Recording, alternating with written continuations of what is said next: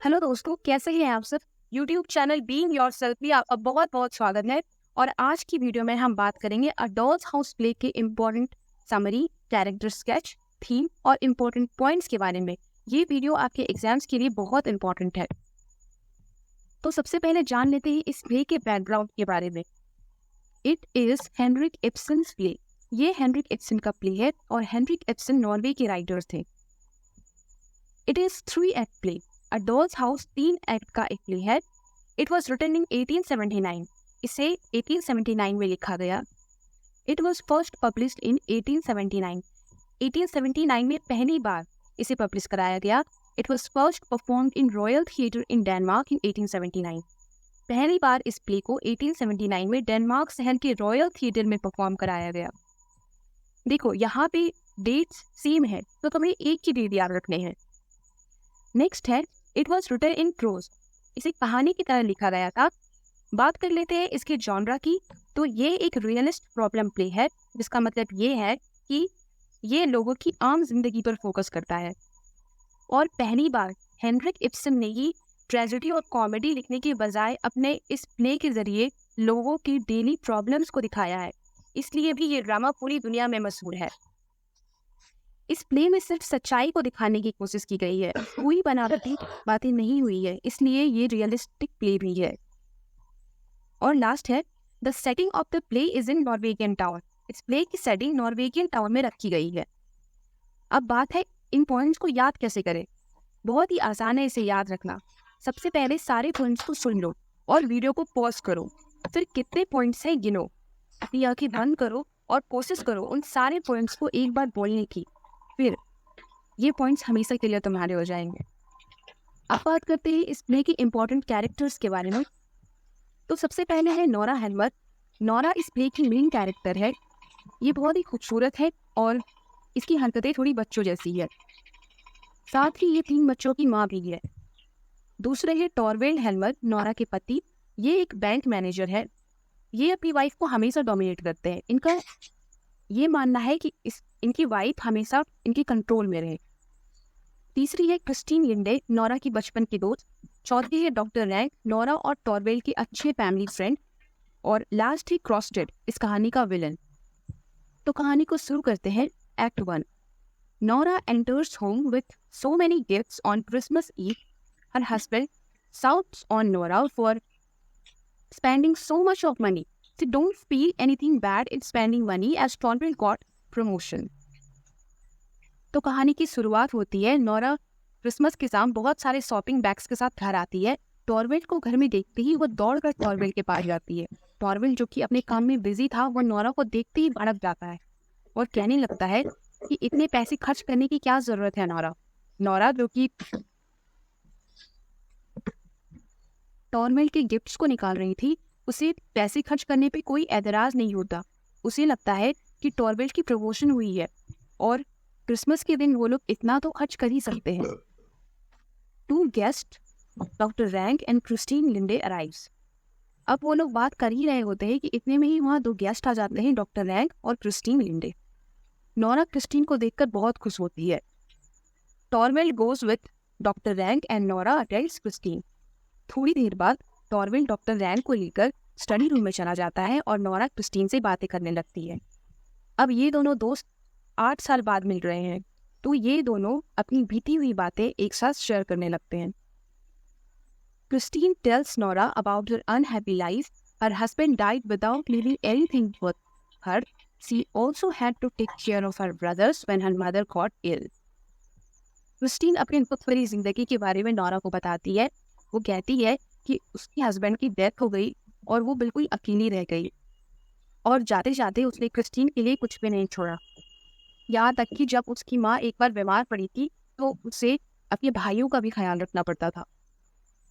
Nora also says that she also had difficult time when her husband got ill. She had to borrow money for his treatment so that they could go to Italy for his treatment. Nora भी कहती है कि उसके लिए भी चीज़ें आसान नहीं थी। जब टॉरवेल्ड बीमार पड़ा था तभी उसने भी पैसे कहीं से उधार लिए थे ताकि टॉरवेल्ड के इलाज के लिए वो लोग इटली जा सके। Since then, she is secretly saving the money to pay the debt. और तभी से वो पैसे सीक्रेटली बचाती है ताकि वो उस कर्ज को चुका सके. Later, Crosted arrives. Nora feels uneasy. जब सारे गेस्ट चले जाते हैं फिर क्रॉस्टेड आता है. नोरा से बहुत ही अनकंफर्टेबल महसूस होता है.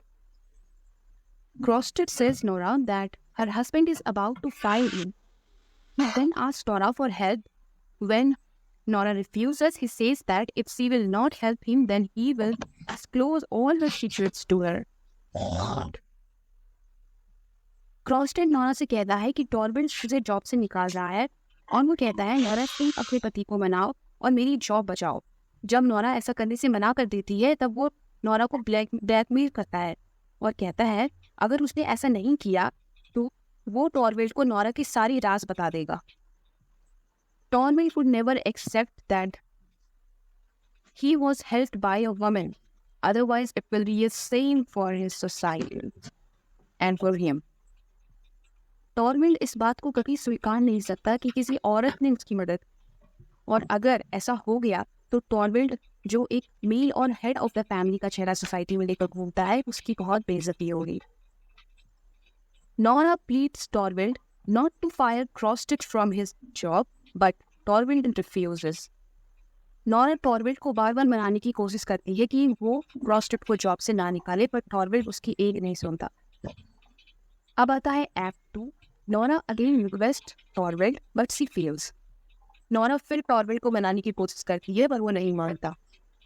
देखो यहाँ पर नोरा ने टॉर्वेल्ड की हेल्प की थी, टॉर्वेल्ड को उसका शुक्रगुजार होना चाहिए, पर यहाँ पर मेल का डोमिनेशन देखो कि नोरा एक अच्छी बात करने से भी घबरा रही है. नेक्स्ट पॉइंट है doctor rank comes. Nora ask for help but doctor rank proposes Nora and says her that he is about to die because of tuberculosis. Nora gets shocked. फिर वहाँ डॉक्टर रैंक आते हैं. Nora doctor rank से मदद मांगती है पर doctor rank तो नोरा को प्रपोज ही कर देते हैं और वो नोरा को ये भी कहते हैं कि ट्यूबरक्यूलोसिस की वजह से वो अब अधिक दिन तक जी नहीं पाएंगे. नोरा हैरान रह जाती है. Krogstad writes a letter to Torvald disclosing Nora's secret and mails him.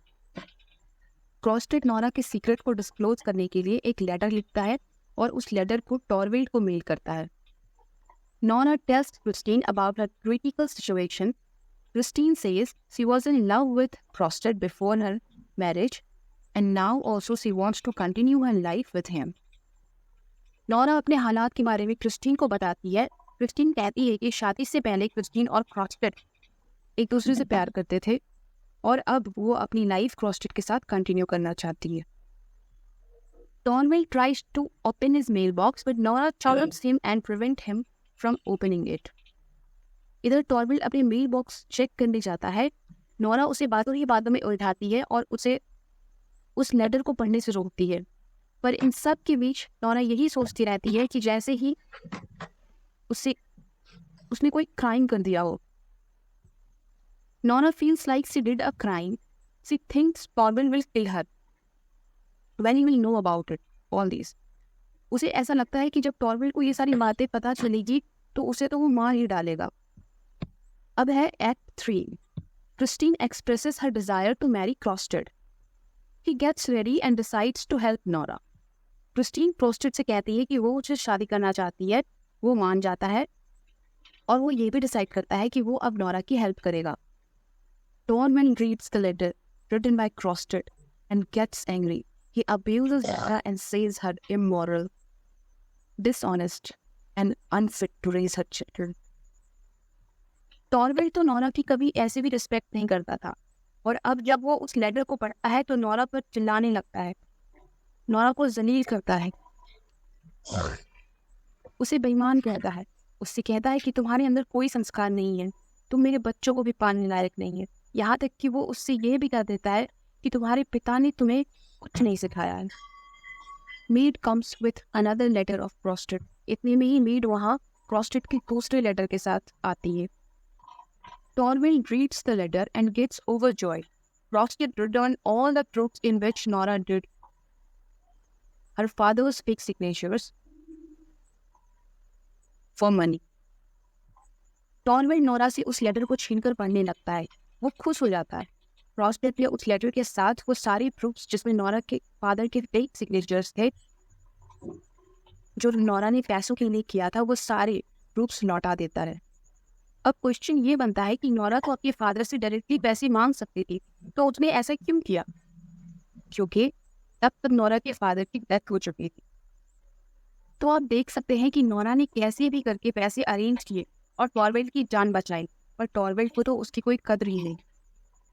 Next है, however, Nora realizes that her husband never loved her. She had been a doll throughout her life. First by listening her father and then her, who never cared about her. However, Nora realizes that her husband never loved her. She has been a doll throughout her life. First by listening her father and then her husband, who never cared about her. पर अब Nora को ये एहसास हो जाता है कि उसका पति उससे कभी भी प्यार नहीं करता था। वो अपनी जिंदगी एक डॉल की तरह काटती, पहले अपने पिता की हर बात मानकर और फिर अपने पति की। खुद के इमोशंस की कभी वैल्यू ही नहीं। She decides to leave Torvald and start her new life with herself. फिर वो टॉर्वेल्ड को छोड़कर चली जाती है और अपनी लाइफ को फिर से स्टार्ट करती है खुद के साथ। तो अब हमारा मेन टॉपिक है कैरेक्टर स्केच। तो सबसे पहले है Nora Helmer, main character of the play. इस प्ले की मेन कैरेक्टर है, her husband name is Torvald. इसके हस्बैंड का नाम टॉर्वेल्ड है। She behaves like a child. इसकी हरकतें बच्चों जैसी हैं। She is obedient to her husband and supports him in all his decision. ये अपने पति की हर बात मानती है, बिना सोचे समझे उसके हर डिसीजन पे उसका साथ देती है। Instead of talking equally with him, उससे बराबरी का हक मांगने के बजाय उसकी हर बात पे वो राजी हो जाती है। Through out the play she is scolded bye her husband. पूरे प्ले में इसका पति इसे टॉर्चर करता है और ये वफादार पालतू की तरह उसके साथ सब कुछ भूलकर अच्छे से पेश आती है, क्योंकि इसकी सोसाइटी ने इसे यही सिखाया है। She was like a loyal pet as she responds good naturally with her husband. दूसरे हैं हमारे टॉरवेल्ड भाई साहब, हस्बैंड ऑफ नोरा, नोरा के पति। ही इज बैंक मैनेजर, ये एक बैंक मैनेजर भी है। He always dominates his wife and claims to be in love with her. अपने वाइफ को हमेशा डोमिनेट करते हैं और ये जताने की कोशिश करते हैं कि देखो मैं तुमसे कितना प्यार करता हूँ। ही treats her like a doll और एन ऑब्जेक्ट। पर असल बात तो ये है कि ये उसे एक डॉल या सामान की तरह समझता है, जिसे जब चाहे ये अपनी खुशी के लिए यूज कर सकता है। He is straight forward and traditional in his believes about marriage and society. इसकी शादी और सोसाइटी को लेकर बहुत ही पुराने ख्याल है। A middle class husband and well constructed social product. एक मिडिल क्लास हस्बैंड और कह सकते हैं कि अच्छे तरीके से अपने समाज को पेश करने वाला। उस वक्त नॉर्वे जैसे डेवलप्ड देश में भी सोसाइटी की सोच कैसी थी, ये आपको टॉरवेल्ड के कैरेक्टर से पता चलेगी। He presented himself like a head of the family in front of society. और ये अपने आप को समाज के सामने एक हेड की तरह दर्शाते कि सब कुछ मेरे कंट्रोल में है। अब हम इसके इम्पोर्टेंट डायलॉग्स को देखेंगे। अगर आप अपने पेपर में इन डायलॉग्स को मेंशन करते हो तो एग्जामिनर को ये लगेगा कि आपने थॉरली इस प्ले को पढ़ा है। पहला है, I only feel my life unspeakably empty, no one lives for anymore. मुझे बस ऐसा लगता है कि मेरी जिंदगी बहुत ही खाली है और कोई किसी के लिए नहीं जीता। तो ये डायलॉग क्रिस्टीन का है, ये इस बात को नोरा से कहती है। दूसरा है, Niels, a woman who has once sold herself for another's sake doesn't do it a second time. Christine Neil से कहती है कि नील एक औरत जो कि एक बार दूसरों की खुशी के लिए खुद को बेच चुकी है, वो ऐसा दोबारा नहीं करेगी। तीसरा है, well, you see, here are some people whom one loves and others whom it's almost more fun to be with. एक ऐसा इंसान जो आपको ये जताता है कि वो आपसे कितना प्यार करता है, और दूसरा जिसके साथ रहना आपको बहुत पसंद है।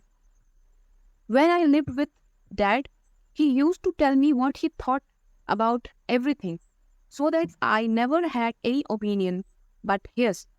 And if I did have any of mine, oh, I kept them quiet because he wouldn't have liked them. He called me his little doll, and he played with me just the way I played with my dolls. Naura कहती है कि जब मैं अपने पिता के साथ रहती थी तो वो मुझे बताते थे कि वो सभी चीज़ों के बारे में क्या सोचते हैं, इसलिए मेरी कभी अपनी राय नहीं हुई, और अगर हुई भी तो मैं ये सोचकर चुप हो जाती थी कि अगर उन्हें पसंद नहीं आया तो वो मुझे अपनी प्यारी गुड़िया कहकर पुकारते थे और मेरे साथ उसी तरह खेलते थे जिस तरह कि मैं अपनी डॉल्स के साथ खेलती थी। अब हम इसके थीम को डिस्कस करेंगे। तो पहला है the sacrificial role of women in Norway. इस प्ले में वुमेन के सैक्रिफाइस को दिखाया गया है। नौरा हर बार टॉरवेल के लिए अपनी खुशियों को सैक्रिफाई करती है ताकि टॉरवेल खुश रह सके। क्रिस्टीन भी अपनी खुशियों को सैक्रिफाई करती है अपनी मदर और भाइयों के लिए। जब तक वो ठीक नहीं हो जाते तब तक वो क्रॉस स्ट्रीट से बातें नहीं करती है। दूसरा है gender roles, patriarchal and male dominated. ये प्ले जेंडर रोल्स को दिखाता है कि कैसे हमारी सोसाइटी मेल और फीमेल के वर्क्स को बांट देती है। जैसा कि हम लोग देख सकते हैं कि औरतें सिर्फ घर पर रहेंगी, अपने बच्चों को देखेंगी, उनके लिए जॉब अपॉर्चुनिटीज बहुत ही कम होती है और उन्हें अपने पिता और पति के पैसों पर ही डिपेंड होना पड़ता है। ये प्ले इन सारी बातों पर फोकस है। पैट्रियार्कल पुरुष प्रधान समाज को भी हाईलाइट करता है। तीसरा है मैरिज। शादी में विश्वास, साथ काम करना, बराबरी का हक और एक दूसरे का रिस्पेक्ट हो, ये बहुत ही बेसिक और इम्पॉर्टेंट चीज़ें हैं। टॉरविन और नोरा के मैरिज अफेयर्स बहुत ही खराब थे।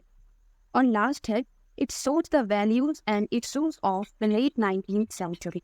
ये प्ले 19th सेंचुरी के प्रॉब्लम्स को हाईलाइट करता है।